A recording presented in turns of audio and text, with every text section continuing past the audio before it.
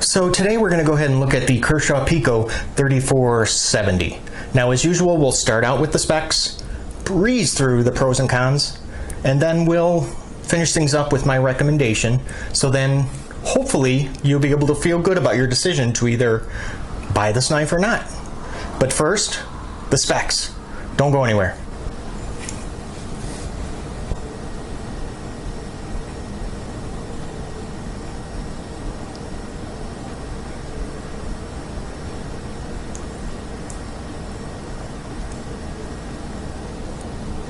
Hey guys, I'm Jay, and before you is the Kershaw Pico, number 3470.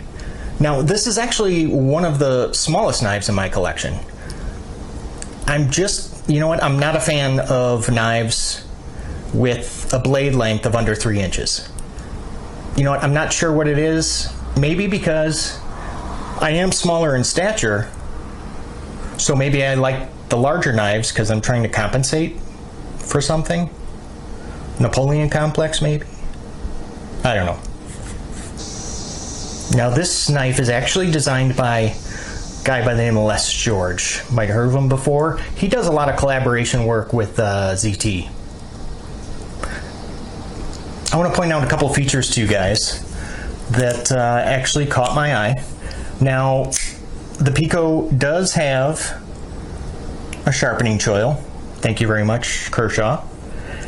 And there is actually a liner on one side. Let me see if you can actually see this.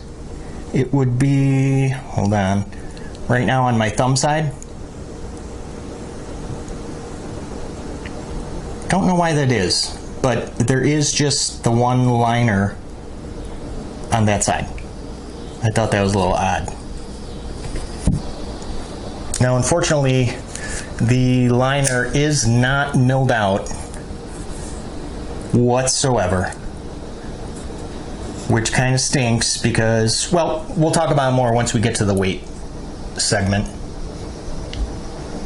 If we look at the back side, you can see construction is not, it's not completely open and it's not completely closed, so why don't we just go ahead and call it partial. Now, I believe that this is a little wider than a pencil. Is it? Let's see. Yeah, just barely. Just barely. But it is. Why don't we go ahead and get a weight here on the Pico. Looks like we're looking at 4.3 ounces. Wow, that's a lot. It's going to be about the same as 1, 2, 3, 4, 5 AA batteries. Wow, yeah, that's a lot for a knife that overall measures less than 7 inches with a blade length of about 2.8 inches, 4.3 ounces. So, to further my point, so the Pico weighs more than the Griptilian, and it's gonna weigh more than the Paramilitary 2, of course. Let's see, it's gonna weigh more than the Benchmade Freak, and let's do one more. That's gonna be more weight than the Kershaw Blur. Now, you could make the argument, Jay, you're using knives that are built with lighter materials. Yes, you can definitely make that argument. I mean, we're looking at plastic and G10 and aluminum. So I went ahead and grabbed a knife that is actually the closest to the Pico and in build materials, and that's going to be the Kershaw strobe. Now, the strobe actually has stainless steel scales with the black overlays, and it has a 3.3 inch blade and can also be purchased for about 25 bucks. 4.3 ounces. Do I need to say more? Now, before I forget, I want to go ahead and bring in some knives for comparison's sake. And And it's going to be the usual Benchmade Griptilian, the Paramilitary 2, and the ZT 350. As you can see, all are, well, yeah, quite a bit larger than the Pico.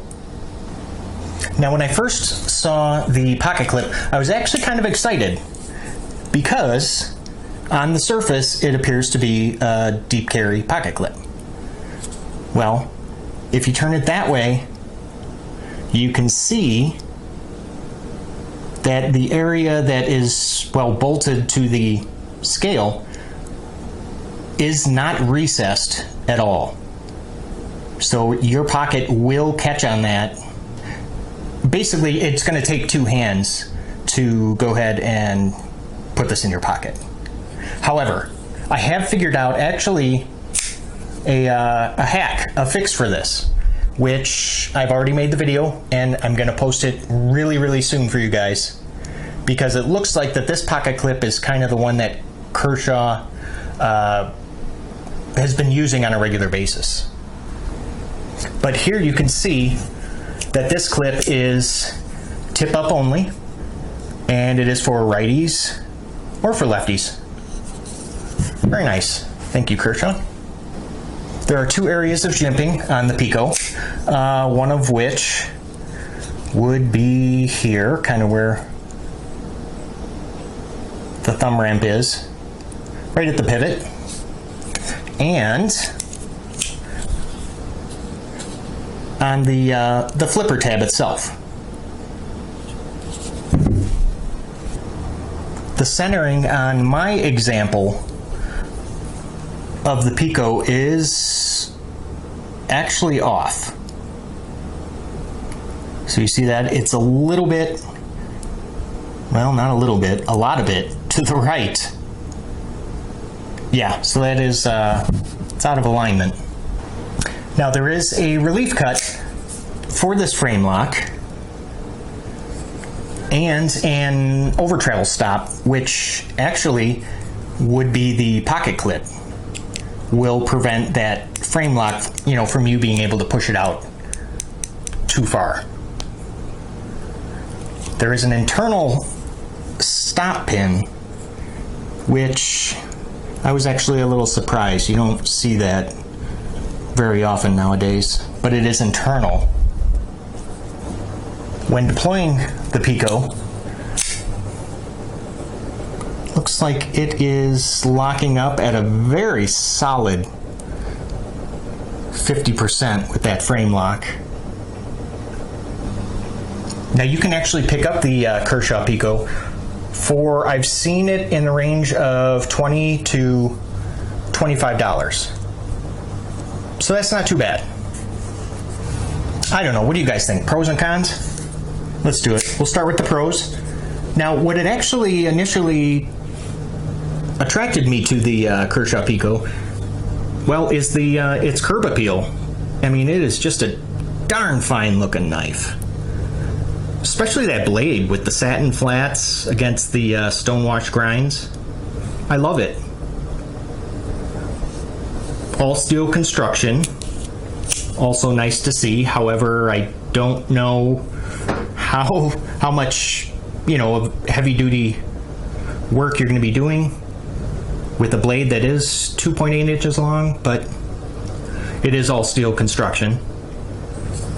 Another surprise was actually, if you look in there, yeah, the bushings are bronze, both sides. I was quite shocked.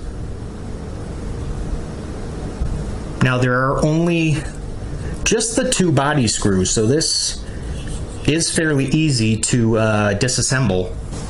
The ergos of the Pico are actually not bad. Well, for at least the 3 fingers that I'm able to get on the handle, fairly comfortable. Did you notice that SpeedSafe? Yep, very quick, very quick. Well, you know what, it should be. I mean, it's flinging out a smaller blade, but it is quite snappy. And the last pro would be, well, the price. 20 to 25 bucks. I mean, if you're into the smaller knives, there you go. And now the cons. Well, you have to know by now what's going to be at the top of my list, and yeah, it's the weight. And what did we say, 4.24 ounces for a 2.8 inch blade? That's a little on the heavy side. The Pico does have a pretty thin blade, which is another strike against it as far as my preferences go. And when you are deploying the knife, as a lefty, I instinctively rest my thumb on the frame lock, and if I do that, it is very difficult to open. I am able to open it, but it's just a little harder. Hear that? And the last thing that bothers me is, well, that pocket clip. I mean, it just kind of stinks that right out of the box you have to go ahead and mod it to be able to insert it into your pocket with one hand. That's just, I don't know, a little ridiculous. All right, well, my recommendation, well, I can't. I can't recommend the Pico. I know I've said it a few times already. I mean, it weighs a little too much for its size. I mean, it's not that I dislike all small folders. I mean, if I'm willing to compromise and purchase a good looking folder that's under a 3-inch blade, you know, it has to offer me something in return. And a small knife should offer less weight. But here it does not. So not only is it small, but it's heavy. And that just doesn't work for me. Now, as usual, I want to go ahead and leave you guys with a question. And in what order would you rate these 3 knife characteristics? Blade length, weight, overall weight, and blade steel. So 1 being the most important characteristic to you, and 3 being the least out of blade length, weight, and blade steel. Go ahead and rate those 3 characteristics, and please post your answers in the comment section below. I'll read them and respond, and we'll get a good discussion going. Now, if you'd like to see some more of my larger knives out of my collection, then please go ahead and click on subscribe. And if this video answered most of your questions regarding the Kershaw Pico, then go ahead and leave a like. So I want to thank all you guys for stopping by today. Good times, and I will see you at the next video. You guys take care.